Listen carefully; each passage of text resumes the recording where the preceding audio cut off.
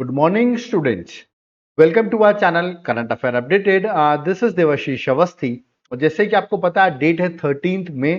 आज हम 13 मई की डेली करंट अफेयर्स को डिस्कस करने वाले हैं और जो होने वाली है एमसीक्यू फॉर्मेट में। ओके, आज का लेक्चर एग्जाम पर्सपेक्टिव से बहुत इंपॉर्टेंट है।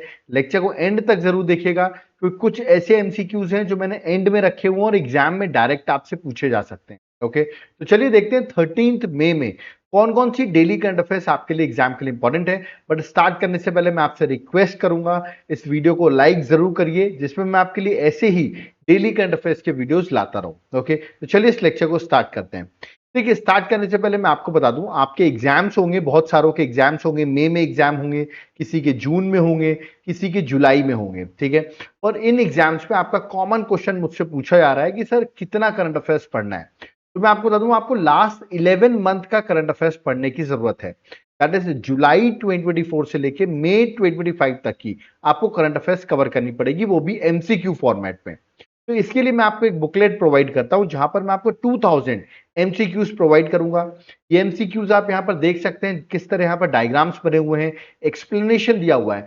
ऐसे एमसीक्यूज मैं आपको प्रोवाइड कर दूंगा। ठीक है, और ये एमसीक्यूज आपको मिलेंगे कैसे, बुकलेट मिलेगी कैसे, जहां पर 2000 से ज्यादा एमसीक्यूज हैं और लास्ट 11 मंथ के हैं। तो नीचे आपको मेरा व्हाट्सएप नंबर दिख रहा होगा, इस पर आप व्हाट्सएप कर दीजिए, हम आपको डिटेल्स प्रोवाइड कर देंगे।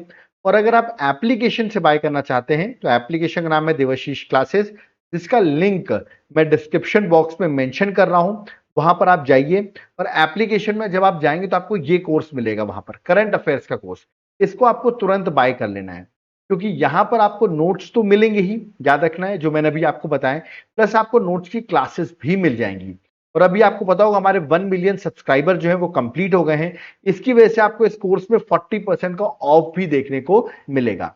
आप एक बार जाकर इस कोर्स का कंटेंट चेक करें। ओके, आप खुद ही इस कोर्स को बाय कर लेंगे, इतना प्रॉपरली हमने इसका कंटेंट बना रखा है।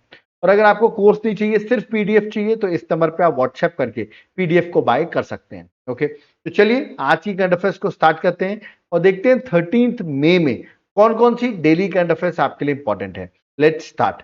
सबसे पहला क्वेश्चन और इंपॉर्टेंट क्वेश्चन भी है, which Indian state typically receives the first monsoon rain. देखिए, अब आप कहेंगे ये तो बहुत इजी क्वेश्चन है सर, पहली मॉनसून रेन कौन से स्टेट में, टिपिकली हम देखते हैं उस स्टेट में सबसे पहले मॉनसून स्ट्रक करता है। हमने बहुत बार न्यूज में भी सुना है कि मॉनसून यहां पर आ चुका है, इससे हम ये भी पता लगा लेते हैं इंडिया में मॉनसून आ चुका है। तो स्टेट्स के नाम यहां पर लिखे हुए हैं, आपको करेक्ट आंसर बताना पड़ेगा। ठीक है, और मैं अभी कौन से मॉनसून की बात कर रहा हूं, याद रखिएगा, that is south west monsoon. ठीक है, ऑप्शंस आपके सामने दिए गए हैं, इसका करेक्ट आंसर है that is Kerala, that is option number C. अब देखिए मैंने क्वेश्चन पूछा क्यों, अब आप ये सोच रहे होंगे करंट अफेयर्स का कैसे क्वेश्चन है। देखिए एक्चुअली न्यूज में ये है कि मॉनसून रेन जो है वो इंडिया में अर्ली अराइव होने वाली है इस बार। 27 मई 2025 को मॉनसून जो है वो केरल तक पहुंच जाएगा, केरल में स्ट्रक कर जाएगा, मतलब इंडिया में आ जाएगा। ठीक है, और जनरली हम देखते हैं 1 जून को, याद रखना आपको 1 जून को मॉनसून आता है केरल में, बट इस बार हम देख रहे हैं पहले ही 4 दिन पहले ही ये केरल पहुंच रहा है। ठीक है, इसलिए ये चीज मैंने आपसे करंट अफेयर्स में क्वेश्चन पूछा हुआ है। और हमारा जो मेट्रोलॉजिकल डिपार्टमेंट है उसने ये भी बताया है कि इस बार का जो हमारा मॉनसून रेन रहेगी वो अबव एवरेज मॉनसून रेन होने वाली है इस बार के 2025 में, आईएमडी ने फोरकास्ट किया है। जिससे आप कह सकते हो कि हमारे इस साल की जो रेनफॉल होगी 2025 की वो अच्छी होगी, गुड रेनफॉल होगी। ठीक है, आप एवरेज देख सकते हैं 96% टू 104% तक आपकी एवरेज रेनफॉल होने वाली है, जबकि पिछले 50 सालों में एवरेज निकालें तो सिर्फ 87 सेंटीमीटर, याद रखिए, और 50 ईयर्स एवरेज 87 सेंटीमीटर ड्यूरिंग जून सितंबर सीजन होती है। ठीक है, तो ये 50 साल का एवरेज लिखा हुआ है।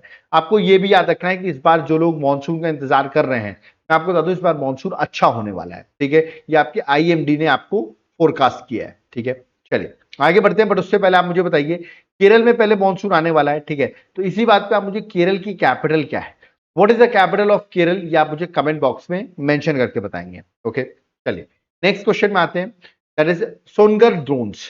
ये सोनगर ड्रोन्स जो है वो अभी न्यूज में थे। ठीक है, these are UAVs, that is unmanned aerial system, याद रखिएगा। तो ये अभी डेवलप किसने किया है, किस कंट्री ने डेवलप किया है, क्यों न्यूज में थे ये मैं आपको बता दूं। इसलिए न्यूज में थे क्योंकि अभी इंडिया पाकिस्तान की टेंशन में, पाकिस्तान ने जो इंडिया के साइड ड्रोन्स भेजे थे, याद रखिएगा, अटैक करने के लिए, वो यही ड्रोन्स उन्होंने भेजे थे, that is Sonagar drones. Okay, तो मैंने आपसे पूछा ये ड्रोन्स जो है वो कौन सी कंट्री डेवलप करती है, ऑप्शंस आपके सामने दिए गए हैं। और आप सबको मैं बता दूं, पाकिस्तान को जो सपोर्ट कर रहा है इस वॉर में, ठीक है, सपोर्ट किया आपको चाइना, तो आपने सुना ही होगा, ठीक है। इसके साथ साथ जो वो है टर्की। ये ड्रोन्स टर्की बेस्ड ड्रोन्स थे, याद रखिए, ड्रोन कहाँ के थे, टर्की के थे। इसलिए आपको हमेशा ये चीज याद रखनी है, पाकिस्तान को किस तरह टर्की सपोर्ट कर रहा है। तो अगली बार आप कभी भी टर्की के कोई प्रोडक्ट्स लें या कभी भी टर्की जाने का प्लान बनाए, तो ये बात ध्यान रखना, टर्की एंटी इंडिया है। तो आप हो सके तो बिल्कुल, मैं तो बिल्कुल ही इसके अगेंस्ट हूं, और टर्की अगर मेरे को लाइफ में फ्री में भी कोई टर्की ले जाएगा तो मैं कभी नहीं जाऊंगा, ठीक है, ये मैंने प्रॉमिस किया अपनी लाइफ में, ठीक है। वैसे तो कभी जाऊंगा भी नहीं और कभी नहीं जाऊंगा, क्योंकि देखिए हमें ही इसका टूरिज्म डाउन करना पड़ेगा, तभी इन नेशंस को समझ में आएगा। जब इनकी इकोनॉमी हर्ट होगी ना, तब इनको समझ में आएगा कि टेररिस्ट नेशंस को फंड या सपोर्ट नहीं करना चाहिए, ठीक है। तो ये ड्रोन्स मैं आपको बता दूं, ये ड्रोन्स जो है ये टर्की ने सपोर्ट किया था, किसको, दैट इज पाकिस्तान को। तो correct answer option number B है, टर्की। ओके, और यहां पर ही आपने पता होगा पाकिस्तान ने बहुत सारे ड्रोन्स इंडिया की ओर भेजे थे, और जो टर्की मेड ड्रोन्स थे। आपको मुझे बताना है, टर्की के प्रेसिडेंट भी बहुत न्यूज में हैं आजकल, ठीक है, क्योंकि वो बोल रहे हैं, ओपनली कह रहे हैं हम पाकिस्तान का सपोर्ट करते हैं, ठीक है। तो बताइए इनका नाम क्या है, इनके प्रेसिडेंट का नाम क्या है, इनका नाम भी हमको पता होना चाहिए, ठीक है, क्योंकि इन्होंने इंडिया के खिलाफ इतना बोला हुआ है, तो इनका नाम भी आप जरूर जानिए, और कमेंट बॉक्स में मुझे बताइए कि इनका नाम क्या है, टर्की के प्रेसिडेंट का नाम क्या है। ओके, चलिए आगे बढ़ते हैं, नेक्स्ट क्वेश्चन में आते हैं।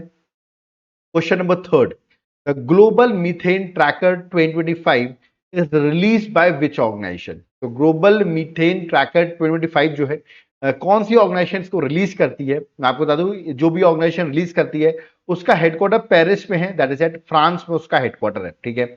और इसकी रिपोर्ट में, इस ट्रैकर रिपोर्ट में क्या है वो भी मैं आपको बताऊंगा। इसको रिलीज करती है international energy agency, that is option number C जो है वो करेक्ट आंसर है, ठीक है। और अभी न्यूज में क्यों आया, क्योंकि इंटरनेशनल एनर्जी एजेंसी जिसका हेडक्वार्टर पेरिस फ्रांस में है, उसने बताया ग्लोबल मीथेन ट्रैकर 2025 जो है, जो रिलीज करती है, इसके अकॉर्डिंग याद रखिएगा, energy sector emitted around 145 million tons of methane in 2024।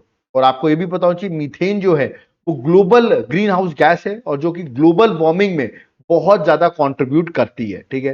तो ये उन्होंने इसके बारे में मीथेन कितना ट्रैक किया है, मतलब कहाँ कहाँ कहाँ से कितना मीथेन प्रोड्यूस होता है, कहाँ कहाँ से एमिट हुआ है इतना मीथेन, वो इस रिपोर्ट में बताया गया है, that is global methane tracker 2025 में। इसको रिलीज कौन करता है, इंटरनेशनल एनर्जी एजेंसी, जिसका हेडक्वार्टर याद रखिएगा पेरिस फ्रांस में है। ओके, चलिए आगे बढ़ते हैं, नेक्स्ट क्वेश्चन में फोर्थ में आते हैं, बड़ा इंपॉर्टेंट क्वेश्चन है, ठीक है। क्वेश्चन क्या है, recently 12th May 2025 which Indian cricketer icon announced his retirement from test cricket. तो टेस्ट क्रिकेट से किस फेमस इंडियन क्रिकेटर ने रिटायरमेंट डिक्लेयर कर दी है, और at the age of 36 years उन्होंने डिक्लेयर की। मैं आपको बता दूं, द्रविड ने 39 की एज में डिक्लेयर किया, सचिन ने 39 की एज में डिक्लेयर किया, वीवीएस लक्ष्मण ने 38 की एज में टेस्ट से रिटायरमेंट लिया। बट इस क्रिकेटर जो कि आप कह सकते हो मोस्ट फिटेस्ट क्रिकेटर थे, उन्होंने 36 ईयर्स में ही रिटायरमेंट ले लिया। इनका नाम है विराट कोहली, याद रखिएगा। इंडियन टीम के फॉर्मर टेस्ट कैप्टन रह चुके हैं, मोस्ट सक्सेसफुल टेस्ट कैप्टन रहे हैं ये, ठीक है, सबसे ज्यादा विन्स इनके पास है as a test captain. Okay, तो करेक्ट आंसर ऑप्शन ए है विराट कोहली। मैं भी बहुत बड़ा विराट कोहली का फैन हूं, और उन्होंने रिटायरमेंट लिया मुझे अच्छा नहीं लगा, क्योंकि वो अभी बहुत फिट हैं, ठीक है। अगर देखा जाए तो क्रिकेटर्स में अभी बहुत फिटेस्ट क्रिकेटर है, वो टेस्ट क्रिकेट खेल सकते थे, ठीक है। तो अब लगता है जो 100 हमने सोची थी वो अब शायद पॉसिबल नहीं है, क्योंकि उन्होंने टेस्ट क्रिकेट से रिटायरमेंट ले लिया है। और आपको बताओ, कुछ दिन पहले ही, 5 दिन पहले ही, रोहित शर्मा ने भी टेस्ट क्रिकेट से रिटायरमेंट ले लिया था। ओके, तो अभी जिससे रिटायरमेंट लिया है वो है Virat Kohli, that is option number A जो है वो correct answer, Virat Kohli is the correct answer. Okay, चलिए, और अब मैं आपको बता दूं, विराट कोहली ने 2020 क्रिकेट से भी रिटायरमेंट ले लिया है और टेस्ट से भी रिटायरमेंट ले लिया, मतलब वो सिर्फ एक फॉर्मेट खेलेंगे, that is one day cricket. Okay, और आईपीएल तो खेलते ही रहेंगे, आईपीएल तो अभी खेलेंगे वो, ठीक है। चलिए आगे बढ़ते हैं, नेक्स्ट क्वेश्चन में आते हैं। Question number fifth, interesting question है, इंपॉर्टेंट क्वेश्चन है। Where was the Miss World 2025 event organised in May 2025? तो मैं आपको बता दूं, 10th मई से ये इवेंट स्टार्ट भी हुआ है, that is miss World 2025। Okay, तो मैंने आपसे यहां पर पूछा हुआ है कि जो मिस वर्ल्ड 2025 का इवेंट है ये कहां पर हो रहा है। तो कुछ लोग सोचेंगे मिस वर्ल्ड मतलब सर मुंबई में हो रहा होगा, इंडिया में हो रहा होगा, तो but Mumbai is not the answer. Correct answer Telangana, that is Hyderabad में हो रहा है, ठीक है।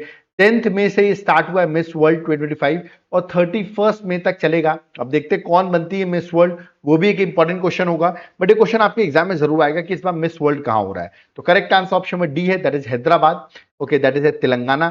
और ये कौन से एडिशन का मिस वर्ल्ड है? 72nd एडिशन, याद रखना आपको। और 31 मई को फाइनल शेड्यूल है इसका। और ये एग्जाम पे बहुत फेमस क्वेश्चन होने वाला है और एग्जाम में डन मानो आएगा, मैं अभी से मार्क कर रहा हूं, ठीक है।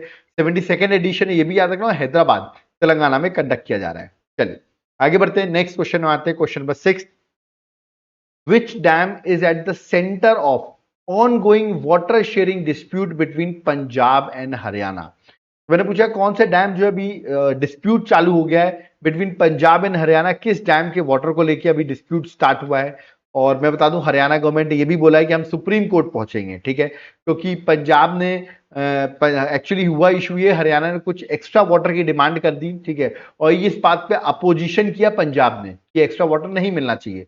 इस बात पे हरियाणा ने बोला हम सुप्रीम कोर्ट जाएंगे, इसकी वजह से ये टेंशन वापस न्यूज में आ गई। तो मैंने पूछा कौन से वाटर शेयरिंग डिस्प्यूट, कौन से डैम पे ये डिस्प्यूट स्टार्ट हुआ है? ऑप्शंस आपके सामने हैं, मैं बता दूं ये डैम जो है वो सतलज रिवर पे बना हुआ है, नाम है भाखड़ा नंगल डैम। ओके, तो इस डैम पे डिस्प्यूट स्टार्ट हुआ है। करेक्ट आंसर ऑप्शन ए है भाखड़ा नंगल डैम। मैं बता दूं इसे भाखड़ा डैम जो है वो हिमाचल प्रदेश में है और जो नंगल डैम है वो पंजाब में है, ठीक है। और ये वाटर शेयरिंग जो कन्फ्लिक्ट स्टार्ट हुआ है वो पंजाब हरियाणा में हुआ है। मैंने अभी आपको बताया हरियाणा ने अभी कुछ एडिशनल वाटर की डिमांड की और पंजाब ने अपोज किया, हरियाणा ने थ्रेट किया कि सुप्रीम कोर्ट जाएंगे, जिसकी वजह से इशू आ गया है, ठीक है। तो अब देखते हैं क्या होता है, बट अभी ये न्यूज में भाखड़ा नंगल डैम, तो पूछ सकते हैं भाखड़ा नंगल डैम किस रिवर पर सिचुएटेड है? तो करेक्ट आंसर होगा that is Sutlej river. Okay, चलिए आगे बढ़ते हैं, क्वेश्चन नंबर 7 में आते हैं। Recently which legislative assembly will become the first legislative assembly, that is Vidhan Sabha, in the country to be fully powered by solar energy? तो कौन सी विधानसभा या state legislative assembly fully powered हो गई है बाय सोलर एनर्जी? मैंने आपसे क्वेश्चन पूछा हुआ है।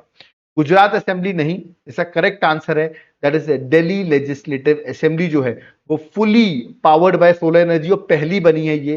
तो correct answer option number C है, that is Delhi legislative assembly. आपको बताओगे इसकी जो अभी एट प्रेजेंट दिल्ली की सीएम है उनका नाम है रेखा गुप्ता। ओके, तो ये भी आपको याद रखना एग्जाम पर्सपेक्टिव से। देखिए यहाँ पे लिखा भी हुआ है Rekha Gupta is the that is CM of Delhi. और दिल्ली के स्पीकर कौन है अभी? वो है विजेंद्र गुप्ता। लेफ्टिनेंट गवर्नर कौन है? वो है वीके सक्सेना। ओके, चलिए आगे बढ़ते हैं, नेक्स्ट क्वेश्चन में आते हैं, that is question number 8। In which country the archery world cup 2025 stage 2 was held? देखिए अलग अलग स्टेज में हो रहा है ये, मैं भी आपको सारे स्टेजेस की डिटेल्स भी आपको बता दूंगा, बट अभी जो स्टेज 2 हुआ है ये मैंने पूछा है कहां पे हुआ है आर्चरी वर्ल्ड कप का। इंडिया की इसमें second rank I in stage second. Okay, तो इसका correct answer that is Shanghai China में, याद रखिएगा शांघाई चाइना में सेकेंड एडिशन हुआ है आर्चरी वर्ल्ड कप का। तो करेक्ट आंसर ऑप्शन बी है। और मैंने अभी आपको बताया इंडिया की इस बार रैंक सेकेंड रही है सेकेंड एडिशन में, जो सेकेंड फेज में हुआ है। साउथ कोरिया रैंक 1 पे रहा, इंडिया रैंक 2 पे रहा। इंडिया के टोटल मेडल थे 7 गोल्ड थे, 1 सिल्वर और 4 ब्रॉन्ज मेडल इंडिया के थे। तो मतलब टोटल 12 मेडल थे इंडिया के पास और इंडिया रैंक सेकेंड में रहा है, ठीक है।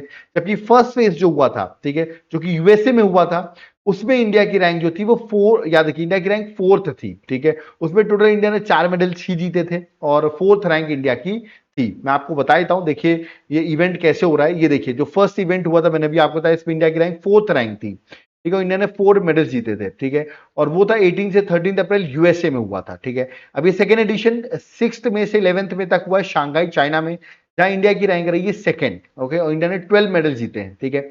ऐसे अब जो अगला इवेंट होगा वो जून में होगा, 3 से 8 जून के बीच में, यानी कि टर्की में होगा, ठीक है। तो टर्की अभी मैंने आपको बताया हमारा एक तरीके से एनिमी नेशन है टर्की, ठीक है।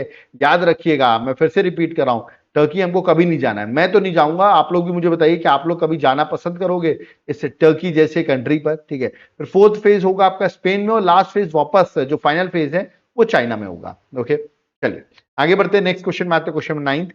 Who inaugurated भारत बोध केंद्र at Indian habitat centre in new Delhi? तो न्यू दिल्ली में इंडियन हैबिटेट सेंटर है, उसमें भारत बोध केंद्र है, उसको किसने इनॉग्रेट किया? ये मैंने आपसे पूछा हुआ है। देखिए ऑप्शंस आपके सामने हैं, नरेंद्र मोदी जी तो बहुत बिजी हैं इस समय, ठीक है। इसका करेक्ट आंसर है मनोहर लाल खट्टर, याद रखिएगा। तो कैबिनेट मिनिस्टर है, उन्होंने अनाउंस किया, इसको इनॉग्रेट किया है। तो करेक्ट आंसर ऑप्शन में डी है।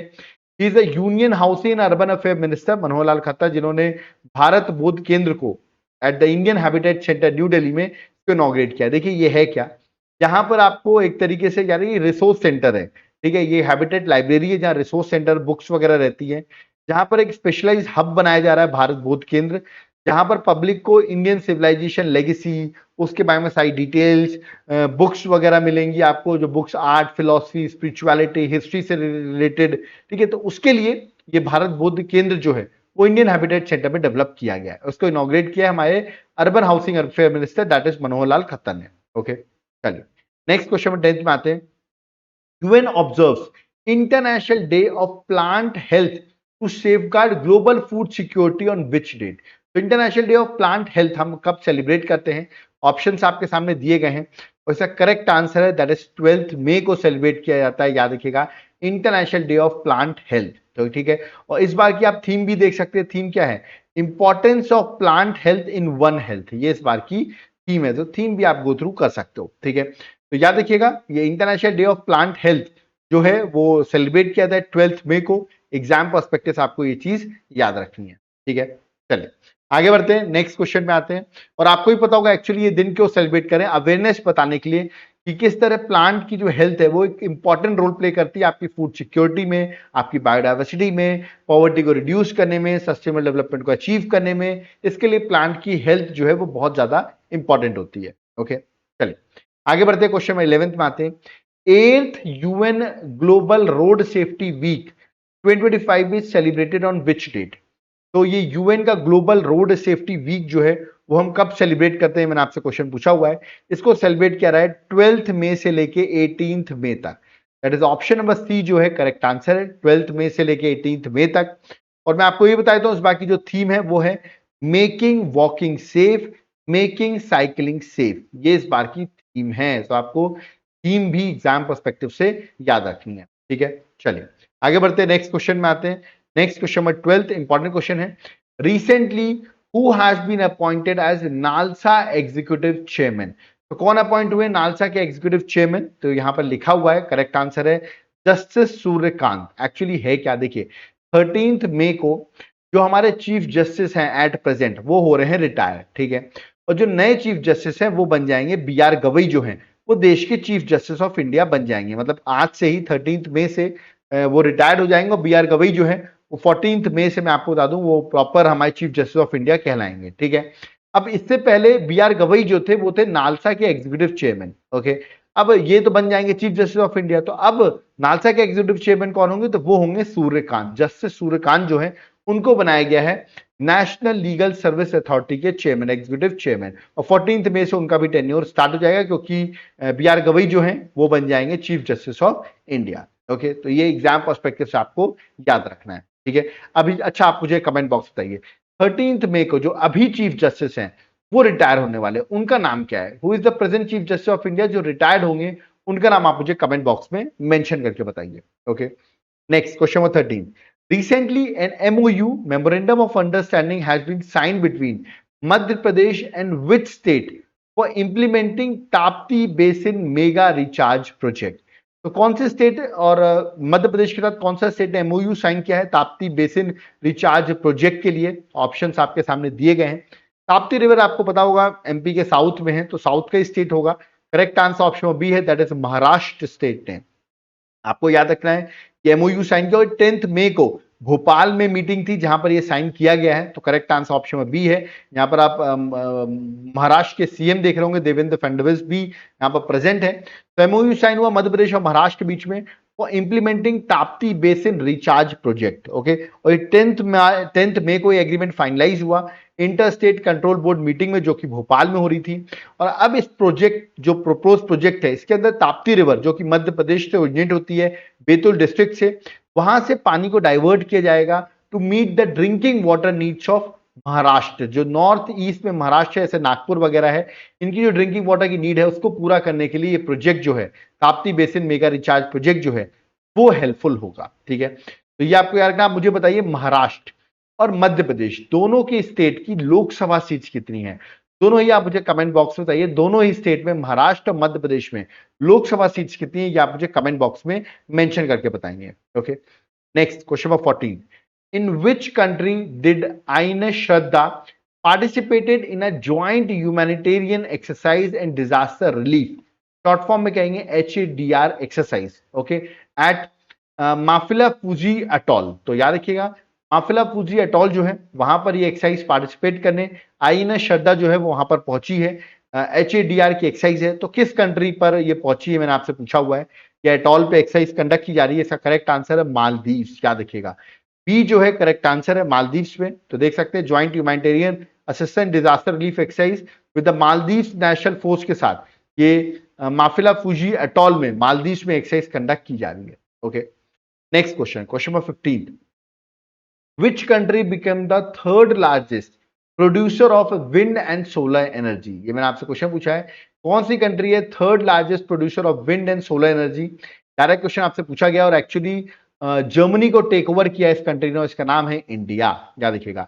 एक्चुअली इंडिया जो थी वो 4th रैंक पे थी और जर्मनी 3rd रैंक पे थी, बट इंडिया ने टेक ओवर कर लिया जर्मनी को, India became the third largest energy producer of wind and solar. तो correct answer option number C है, जर्मनी को हमने टेक ओवर किया। अब रैंक 1 पे चाइना और रैंक 2 पे अमेरिका है, जो कि इंडिया से आगे है, और इंडिया जो है वो रैंक 3rd पे आ गई है।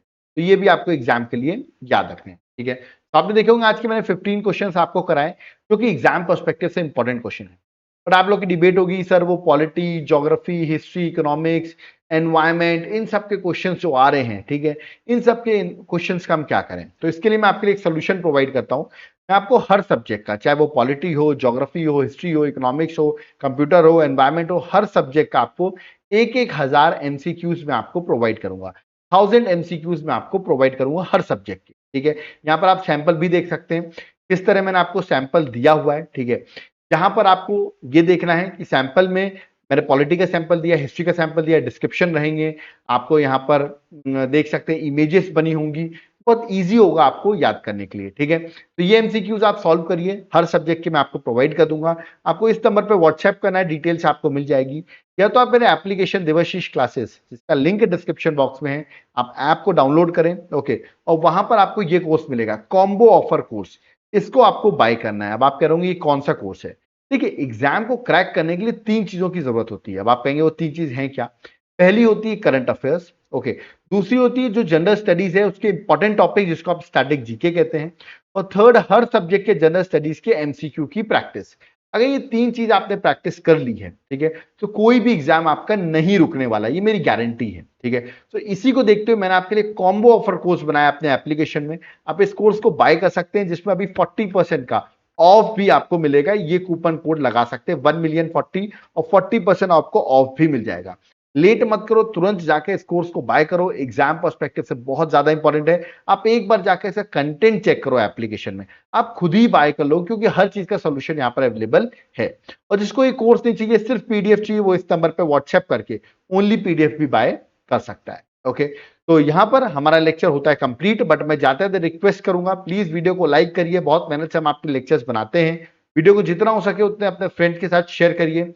फर्स्ट टाइम आया हो, चैनल को सब्सक्राइब करो, एक बार चैनल को विजिट करिए, आप देखिए आपके लिए कितना इंपॉर्टेंट ये चैनल है, ओके। और आपको साइन नोटिफिकेशन की डिटेल्स भी मिलती रहेंगी, तो चैनल को सब्सक्राइब जरूर करिए, ओके। कोई डाउट करिए, कमेंट बॉक्स में कमेंट कर सकते हैं, और ये व्हाट्सएप नंबर दिया हुआ है, अगर आपको नोट्स बाय करना है आप व्हाट्सएप पे मैसेज करके नोट्स को बाय कर सकते हैं, ओके। तो अब यहाँ पर हमको चलना होगा। थैंक यू एवरीवन, जय हिंद, जय भारत, जय जगन्नाथ।